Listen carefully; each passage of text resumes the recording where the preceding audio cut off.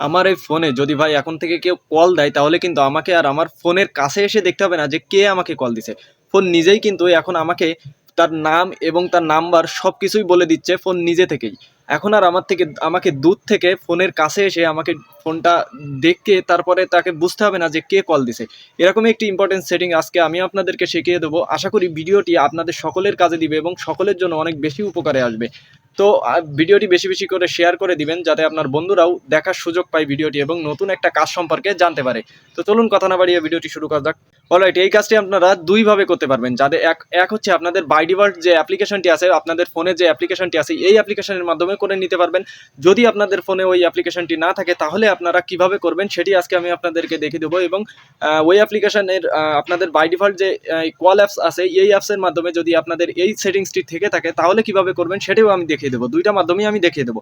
তো এর জন্য ফার্স্ট অফ অল আপনাদেরকে চলে যেতে হবে ফোনে থাকা প্লে স্টোর অ্যাপ্লিকেশনে। দেন এখান থেকে সার্চ করতে হবে কলার নেম অ্যানাউন্স প্রো। এই অপশানটি এইটা লিখে সার্চ করে দিবেন। এই যে দেখতে পাচ্ছেন এইটা লিখে সার্চ করে দিবেন। তো আমি সার্চ করে দিচ্ছি। দেন ফার্স্ট যে অ্যাপ্লিকেশনটি আসবে এই অ্যাপ্লিকেশনটি আপনারা ইনস্টল করে নেবেন। আপনারা লোগোটি একটু ভালো করে দেখে নিন। এই লোগোর যে অ্যাপ্লিকেশনটি এটা আপনারা ইনস্টল করে নেবেন। তো আমার যেহেতু ইনস্টল করা আছে সেহেতু আমি ওপেনে ক্লিক করে দিচ্ছি।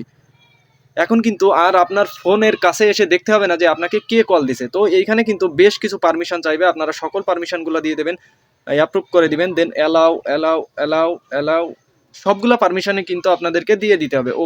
ওকেতে ক্লিক করে দিবেন।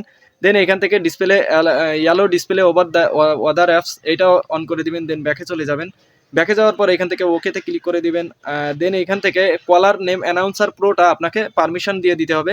তো আপনারা পারমিশন দিলে জানেন এরকম একটা ডেঞ্জার জোন চলে আসে। আপনারা দেখতে পাচ্ছেন এইখান থেকে আপনি সিম্পলি এই টিক চিহ্নে ক্লিক করে দিবেন। দেন কিছু সেকেন্ড পরে আপনি জাস্ট ওকেতে ক্লিক করে দিবেন। ওকেতে ক্লিক করার পর আবার আপনি চলে যাবেন ব্যাকে। দেন স্পিচ টেস্ট এটাতে ক্লিক করে দিবেন।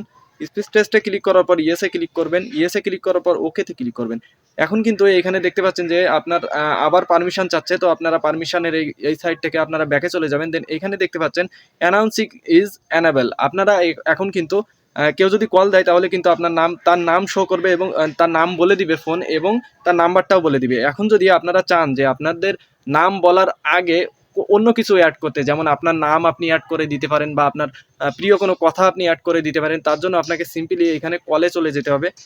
কলে যাওয়ার পর এখানে কিন্তু তিনটা অপশন আপনারা পেয়ে যাবেন, কল, অডিও এবং এসএমএস। তিনটা জিনিসই আপনারা সেট করে নিতে পারবেন। কলে যাওয়ার পর এখান থেকে যদি আপনারা চান যে কলার নাম বলার আগে, যে কল দিছে তার নাম বলার আগে এখানে কিছু লিখতে চান তাহলে এখানে লিখে দিতে পারবেন। এবং নাম এবং নাম্বার বলার পরে যদি কিছু চান যে তা আপনার ফোনে আপনাকে ডাকবেন সেটাও কিন্তু এখানে লিখে দিতে পারেন। যেমন আপনি আপনার নামটাও এখানে লিখে দিতে পারেন।